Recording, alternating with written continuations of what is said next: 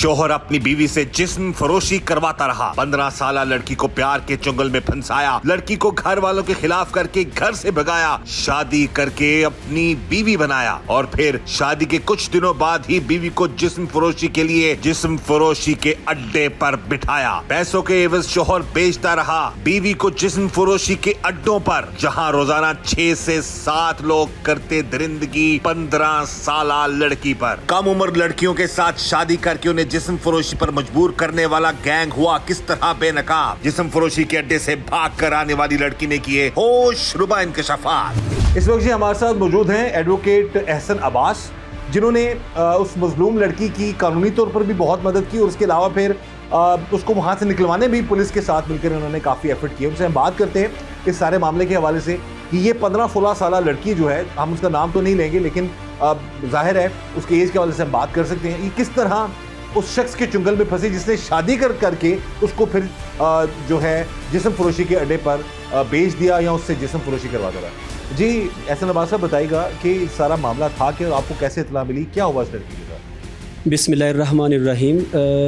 First day जब बाजियाब होने से एक दिन कबल इस बच्ची के भाई और इसके मामू मेरे पास ऑफ़िस आए और उन्होंने मुझे आके बताया कि हमें इस तरीके से बच्ची जो है वो डिफरेंट मोबाइल फ़ोन से मैसेजेस कर रही है और वो इस्तदा कर रही है कि मुझे यहाँ से बाजियाब करवाया जाए। क्या वो मैसेजेस में क्या बता रही थी कि वो कहाँ पर है, किस एक्चुअली उसे हुआ क्या था, ये किसके साथ इसकी शादी हुई थी, कैसे हुई? एक्चुअली इसको लोकेशन का आइडिया नहीं था कि जिस जगह पे ये मौजूद है। इसकी शादी हुई मोहम्मद के साथ, पसंद की शादी इसके साथ हुई। इसको वरगला के साथ ले गए, इन्होंने निकाह भी किया घर वालों की मर्जी के खिलाफ। घर वालों की मर्ज़ी के ख़िलाफ़ घर वालों की तरफ से फिर एक FIR जो है वो लॉन्च की गई और 365B के तहत जो है उसको FIR दी गई। उसमें बच्ची ने फिर अपने खामद के हक़ में 164 की स्टेटमेंट रिकॉर्ड करवा के वो FIR जो थी उसको खारिज करवा दिया। यानी कि पहले जब लड़की की शादी होती है, लड़की की उम्र कितनी थी ये? जब शादी होती है फिर तब 15 साल और 3-4 माह उसकी एज थी। 15-16 साल की जी एज थी। शादी होती है, अपनी मर्जी से लड़की शादी कर लेती है और शादी के अगेंस्ट घर वाले उस बच्ची को बचाने की कोशिश करते हैं कि वापस आ जाए। फिर खुद ही लड़की जो है वो बयान दे देती है। उसके एक दफ़ा लड़की स्टेटमेंट देती है अपने खामद के हक़ में और उसके साथ वो अपना निकाहनामा भी अटैच करती है, जिसके बाद घर वाले एक दफ़ा उस बच्ची को उसके साथ अटैच हो जाते हैं और फिर दोबारा उसका घर वाले फिर उसका ज़ाहिर है कि घर वालों के अगेंस्ट चलेगी वो, घर वाले फिर रब्ता नहीं करते उसके साथ। और फिर 3 माह के बाद अब चूँकि बच्ची जो सिचुएशन बता रही है कि वो फिर एक जगह बिकी, फिर उससे दूसरी जगह बिकी। इसके खामद ने फिर इसके साथ इसके खामद ने इसके खामद ने पहले इसके जिस्म फरोशी करवाई, फिर इसको खुद भी पैसे लेता था। यस।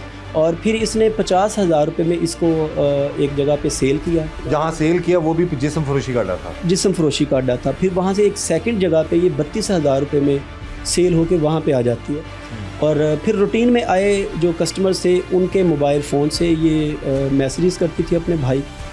जब 2-3 दिन लगातार इसने डिफरेंट नंबर से मैसेजेस किए तो फिर इसके भाई ने मेरे साथ, इसके मामू भी थे और भाई भी थे, दोनों मेरे पास ऑफिस आए, उन्होंने कांटेक्ट किया और they were feeling very reluctant to approach the police.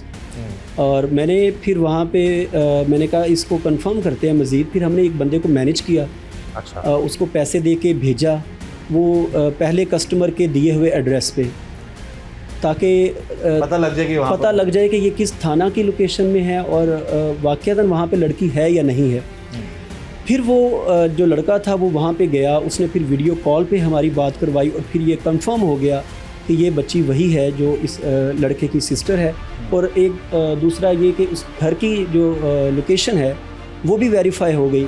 और फिर हमने बिना टाइम ज़ाया किए, चूँकि ये लोकेशन बनती थी थाना हाउसिंग कॉलोनी शेखुपुरा के, और फिर मैं वहाँ पे जो SHO साहब थे वाजिद अब्बास साहब, उनसे मैंने कांटेक्ट किया और फिर ये सारा जो हाल है उनको सुनाया और उनको बताया कि किस तरीके से ये मामला जो है अभी तक यहाँ तक पहुँचा है। और माशाल्लाह पुलिस ने बग़ैर टाइम ज़ाया किए बर वक्त कार्रवाई करके उस बच्ची को अगले दिन ही सुबह बाजियाब करवाया। जब हमने पुलिस को अप्रोच किया विदिन 2 आवर्स इन्होंने रेड करके वहाँ पे बच्ची को भी और वहाँ पे जो मौजूद मुल्ज़मान थे उन सबको गिरफ़्तार कर लिया। یہ جی بڑی خوشائند بات ہے اور بڑا یہ کہتے ہیں نا کہ قابل تعریف بات ہے پولیس کے حوالے سے، اور یہی ویژن ہے وزیر اعلیٰ پنجاب مریم نواز صاحبہ کا، اور یہی ویژن ہے آئی جی پنجاب ڈاکٹر عثمان صاحب کا کہ جس بھی مظلوم کے ساتھ ظلم ہو رہا ہے اس کو انصاف دلوانا جو ہے وہ پولیس کی سب سے پہلی جو ہے اس کی پرائرٹی ہونی چاہیے۔ اور اسی ویژن کو لے کے چلتے ہوئے ڈی پی او شیخو پورہ بلال صاحب اور ان کی ٹیم جو ہیں، اور جو S H O housing colony Wajid ہیں، انہوں نے اس چیز کو آگے لے کر چلے اور اس لڑکی کو بازیاب کروایا۔ اور یہاں پر ایک پیغام میں ضرور اپنے تمام ناظرین کو دینا چاہوں گا، بعض کا کچھ لوگ ہچکچاتے ہیں پولیس تک اپنی بات پہنچانے میں، تو آپ خدا را پولیس سے رابطہ کریں۔ آپ کو کہیں پر بھی کوئی مسئلہ ہے یا اس طرح کا سچویشن میں اگر کوئی پھنسا ہوا ہے تو پولیس کو ضرور انفارم کریں۔ اس لڑکی نے پھر کیا کیا بتایا جی، کیا سچویشن تھی، یہ شخص کس طرح اس پر ظلم کرتا رہا ہے، بھاگنے کی کوشش کی اس نے، کتنا عرصہ وہاں پر رہی؟ جی یہ بچی میسیجز پر بھی یہ بتاتی تھی کہ مجھے باہر جانے کی اجازت نہیں ہے، مجھے قید میں رکھا ہوا ہے، میرے سے غلط کام کرواتے ہیں، دھندا کرواتے ہیں، اور ڈیلی مختلف 4 سے 5 لوگ جو ہیں یہاں پہ آتے ہیں۔ اور پھر اس کے بعد یہ چونکہ میسیجز جب ہمیں بچی کی آواز بھی کنفرم ہوئی، اور اس کے بعد جب بچی بازیاب ہوئی ہے، اور پھر اس نے بھی یہ بیفور دا اکیوزڈ پرسنس یہ اسٹیٹمنٹ ریکارڈ کروائی اس نے کہ کس طریقے سے وہ اس پر تشدد کرتے تھے اور اس کو یہ غلط کام کرنے پر مجبور کرتے تھے۔ کتنی اسٹرانگ ان کے خلاف چارج شیٹ ہونی چاہیے تاکہ ان کو آگے جا کے سزا مل سکے؟ جی کیسر بھائی، اس ایف آئی آر میں جو 3 دفعات ایڈ کی گئی ہیں اس میں 371A 371B اور 344 PPC جو ہے وہ ایڈ کی گئی ہے۔ 371A for selling and 371B for purchasing of any person for the purpose of prostitution. اب یہ اس کی سزا جو ہے وہ ایکسٹینڈ ٹو دا 25 ایئرز ہے، اس میں 25 سال تک کی سزا جو ہے ہو سکتی ہے، اور یہ بڑی اسٹرانگ جو شک ہے پی پی سی کی یہ اس میں لگائی گئی ہے۔